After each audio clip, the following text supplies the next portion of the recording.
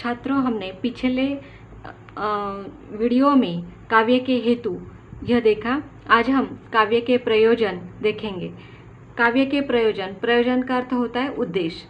तो काव्य निर्माण होने के पीछे कौन कौन से उद्देश्य हैं वह हमें देख रहे हैं। तो यदि कवि कर्म बिना प्रयोजन होना चाहिए। साहित्य के अंतर्गत प्रयोजन इस शब्द का प्रयोग फल से लगाया जाता है। काव्य यदि कवि कर्म के बिना प्रयोजन होना चाहिए, अर्थात कवि का कर्म बिना किसी प्रयोजन के नहीं होता और जो कवि कर्म करता है उसे ही काव्य कहा जाता है। साहित्य के अंतर्गत इस शब्द का प्रयोग फल से लगाया जाता है। इस दृष्टि से काव्य का प्रयोजन का अभ्यास काव्य फल का अभ्यास है कि काव्य के कौन से फल है, काव्य से क्या फायदे होते हैं, काव्य किस लिए बनता है, इसे हम काव्य के प्रयोजन कहेंगे। प्रयोजन के बिना वस्तु नहीं होती। प्रयोजन का संबंध वस्तु की आंतरिक प्रेरणा से है, मूलगामी प्रेरणा से है। काव्य प्रयोजन अर्थात वह मूलगामी प्रेरणा है। तो यह प्रेरणा हमें भारतीय विद्वानों द्वारा दी गई देखनी है। तो भारतीय विद्वान, उसे ही हम संस्कृत के विद्वान इस तरह से भी कह सकते हैं। इससे सबसे पहले नाम आता है भरत मुनि का। देखिए, भरत मुनि कहते हैं कि उन्होंने अपने नाट्यशास्त्र में नाट्यशास्त्र के प्रयोजनों का उल्लेख करते हुए कहा है कि काव्य केवल मनोरंजन ही नहीं करता, बल्कि उसमें धार्मिक, नैतिक, साहसिक प्रेरणाएं भी प्राप्त होती है।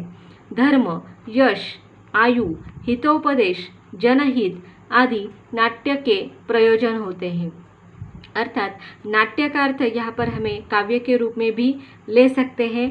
तो इस तरह से भरत मुनि कहते हैं कि नाट्यशास्त्र में जो कुछ भी लिखा गया है काव्य, वह केवल मनोरंजन ही नहीं करता, बल्कि उसमें धार्मिक उपदेश होता है, नैतिक उपदेश होता है, धैर्य या हमें साहसिक बनाने की प्रेरणा भी प्राप्त होती है, धर्म का पालन होता है, यश मिलता है, अच्छी आयु बिताने के लिए हितोपदेश, जनहित का कार्य आदि, यह सभी प्रयोजन या उद्देश्य काव्य के भरत मुनि ने गिनाए हैं।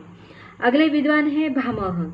इन्होंने काव्य के प्रयोजनों पर विचार करते हुए लिखा है कि सत्काव्य की रचना से धर्म, अर्थ, काम, मोक्ष का ज्ञान होता है, कलाओं में नैपुण्य मिलता है, कीर्ति, आनंद की प्राप्ति होती है। अर्थात जो मनुष्य के पुरुषार्थ है 4, धर्म, अर्थ, काम और मोक्ष, वह हमें अच्छे काव्य पढ़ने से, अच्छे काव्य अध्ययन से मिलते हैं और उसी से फिर हमें कला में निपुणता मिलती है। 64 प्रकार की कलाएं बताई जाती है, जिससे मानव जीवन सफल, सुखर और सौंदर्यपूर्ण बनता है, आनंद की अनुभूति होती है। इसी से आगे वे कहते हैं कि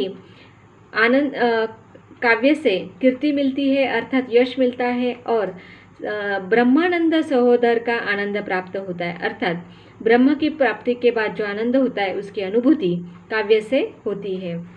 अगले विद्वान है वामन। वामन के अनुसार काव्य के 2 प्रयोजन हैं, एक तो है प्रीति और दूसरी है कीर्ति। ये दोनों प्रयोजन जीवन काव्य काल और उसके अनंतर भी रहते हैं।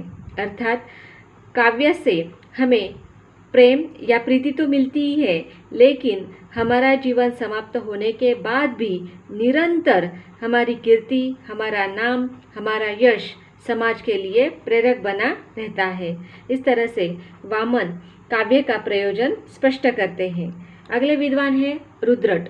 रुद्रट ने काव्य के अनेक प्रयोजन बताए हैं।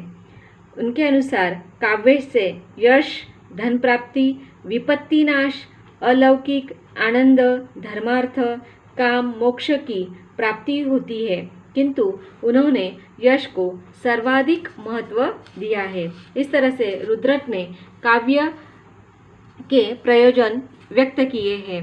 कवि अपने अमूल्य, चिरस्थायी एवं विश्वव्यापक सिद्धांतों का प्रकाशन काव्य के माध्यम से करता है और यश द्वारा सदा के लिए अमर हो जाता है, ऐसा रुद्रट का मान्यता है।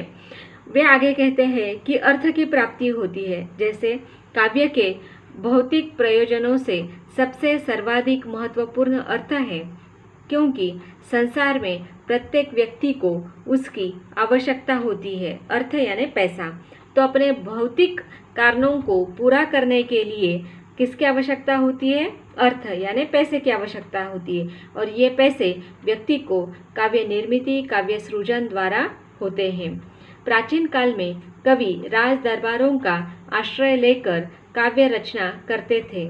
इसके लिए आश्रयदाता उनके भरण पोषण की व्यवस्था करते थे या उन्हें पुरस्कृत करते थे। अर्थ यानी पैसा। बिहारी कवि को एक मुहर प्रत्येक दोहे पर मिलती। केशवदास को 21 गांव मिले थे।